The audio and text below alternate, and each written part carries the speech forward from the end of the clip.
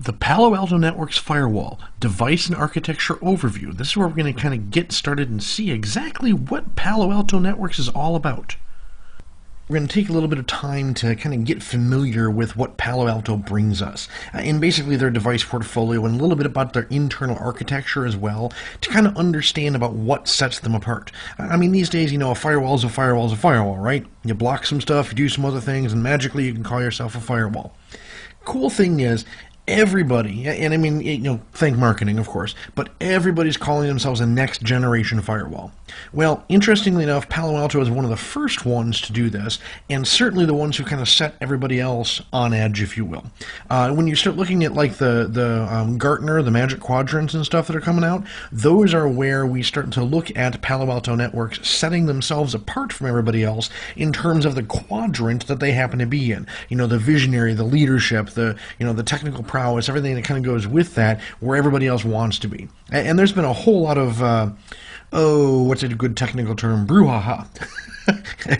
Fighting back and forth among the vendors on different things. But, irregardless of that, you look at what it is that's interesting, you look at what it is that's different. And part of that comes from not just the portfolio itself, because, again, they're devices, but the architecture and how things are processed and how efficient the device happens to be for securing your network. So that's kind of the catchy part to all of this in there.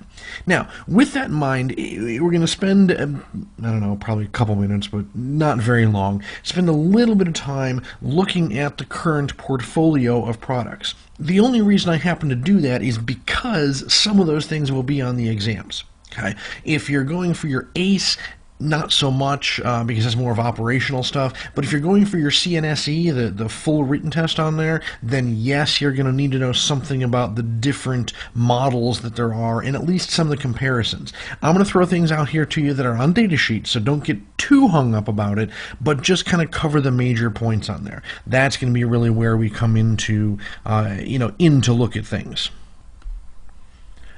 So really kind of for our first set, I want to go through what I would deem as the physical boxes, okay?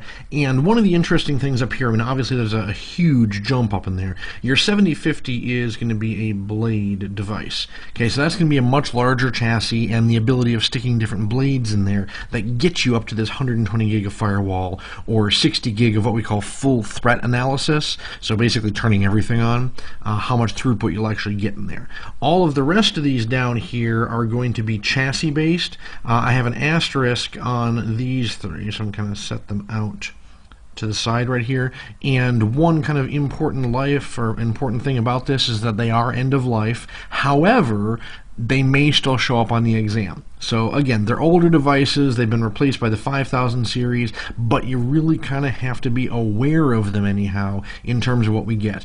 Not really going to go through the details on how many interfaces each of them have.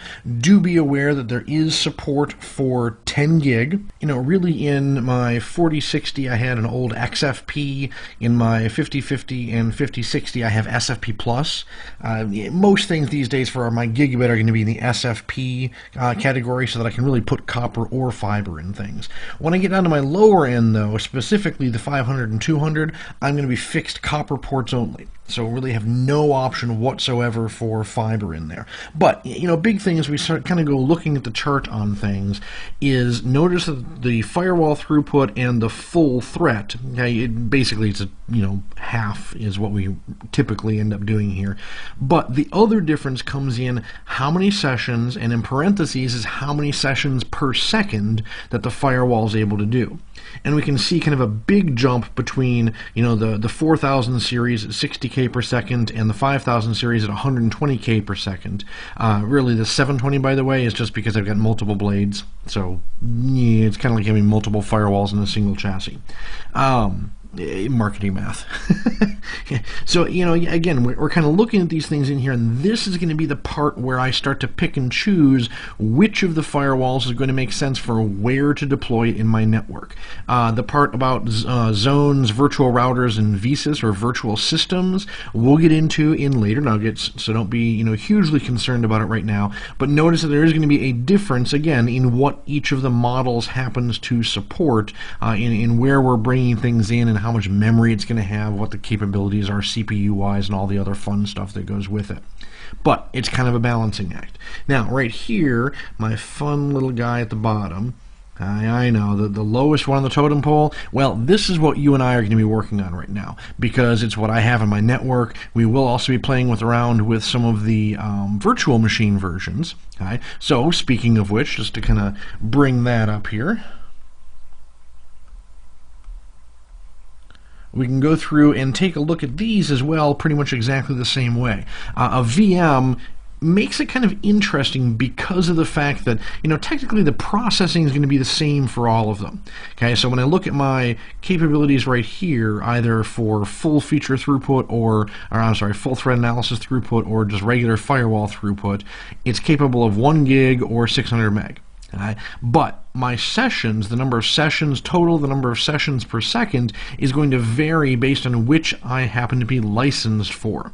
Now, technically, that also varies depending on which hypervisor you're putting it on, which type of base system you're putting it on, and really other things along those lines. But your license will determine how you can grow. Each of them is capable of only a single virtual system, but 3 virtual routers in various zones that we have based on what my licensing happens to be.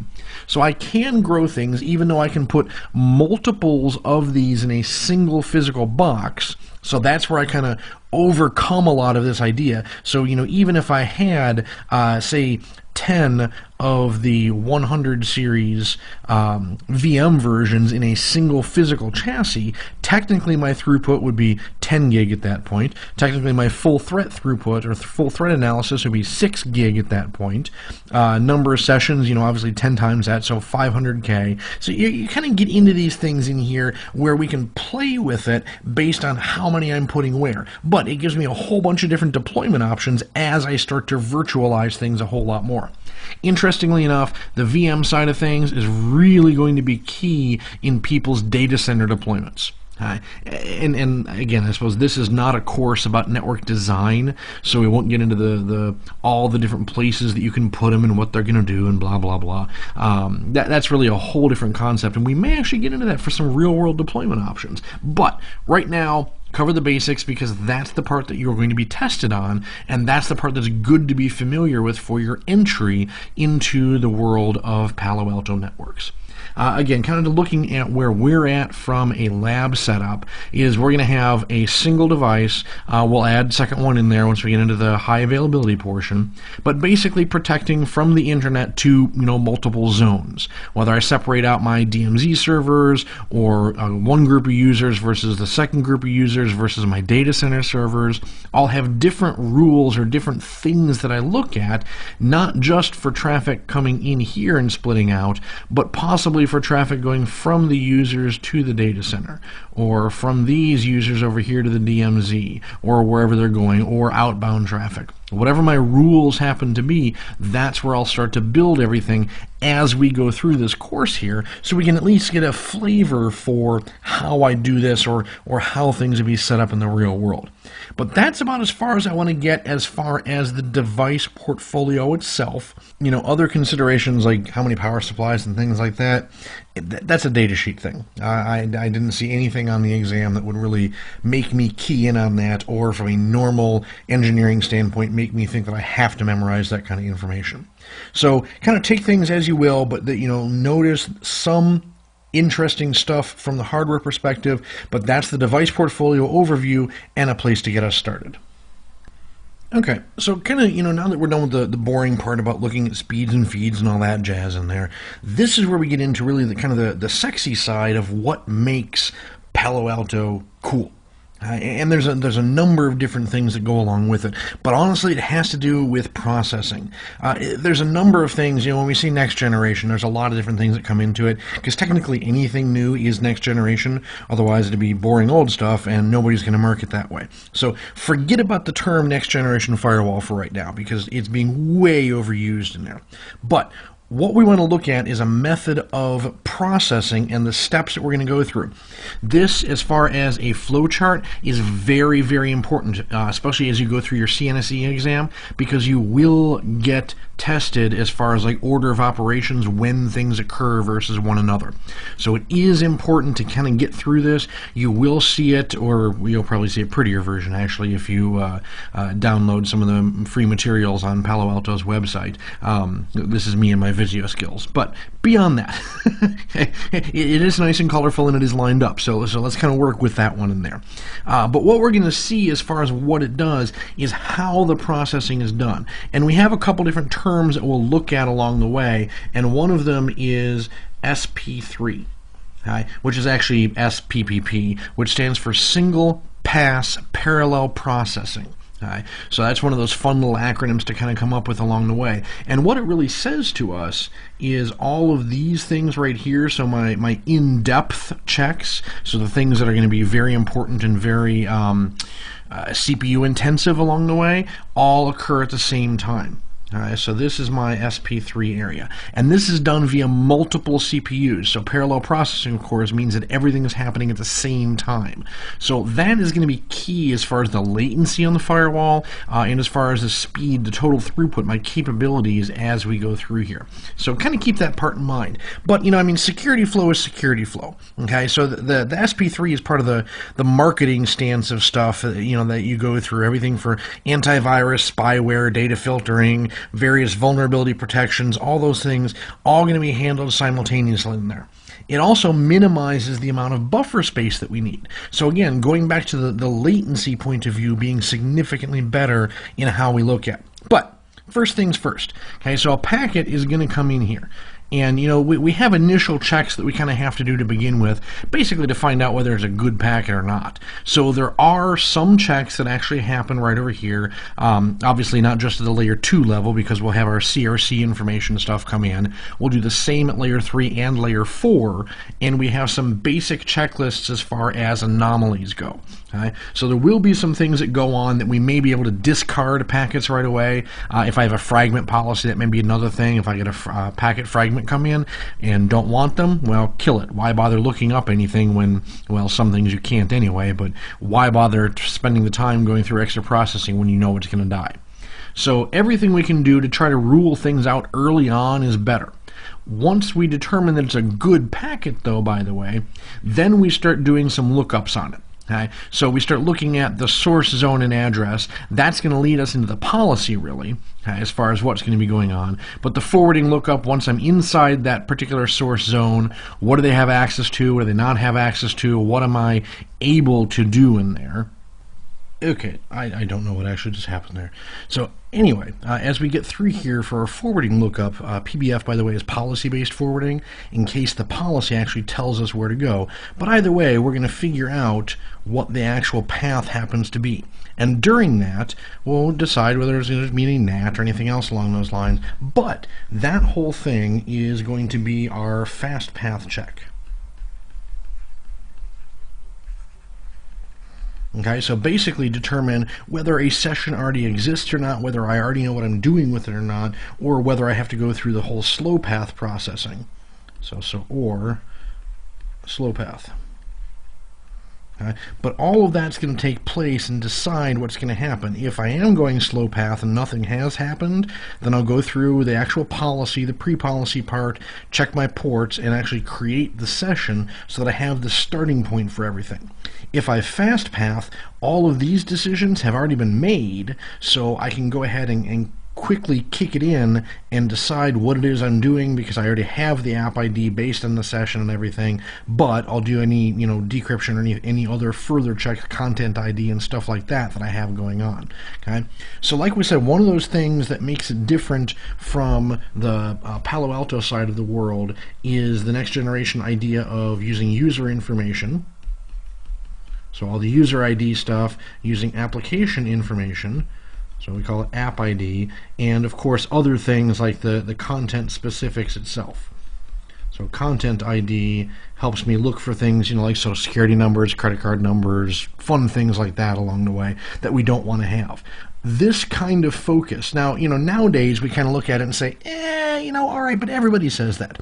This is true, no doubt about it.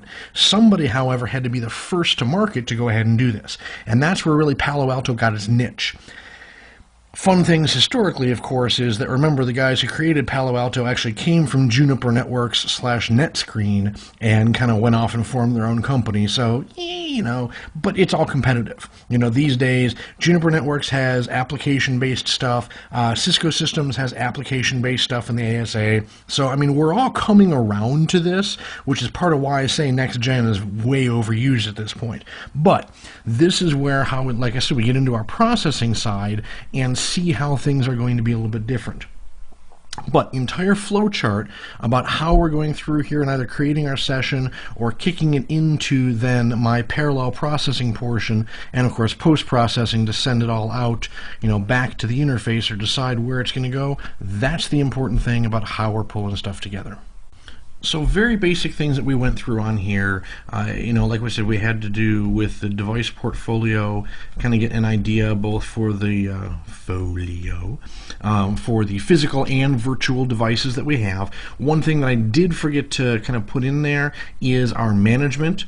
So we have something called Panorama, which can come again in a virtual device or in a physical device, just a single box for each, so nothing too interesting. But that's going to be my enterprise manager. We will have specific nuggets that go over that and the configuration of it as well, so just kind of wanted to throw that in. But, physical and virtual of my devices to get some familiarity with it. And then my architecture, my key takeaway on this was the SP3. So what kinds of things go into it to make this a next generation firewall? And yes, I said that was a very overused term, but we had things like the user ID and my app ID, and what was that other one? Oh yeah, the content. So basically going in to be able to be very specific in terms of where we're at user. So all the catchy things. So this is the type of stuff, though, by the way, for my packet flow that I would say is the most important thing to get through. So come back to it often, come back to it frequently, screen capture, print it out, do whatever you need to do, but be familiar with that order of operations, because when it comes to the exam, if you choose to take the CNSE in particular, then you will be tested on that part. But that gives our basic familiarity for it, and I know we just had to cover the boring stuff first, but now it's time to actually get into some of the concepts of the device next and how to use the actual stuff. You ready to play? I know I am. I hope this has been informative for you, and I'd like to thank you for viewing.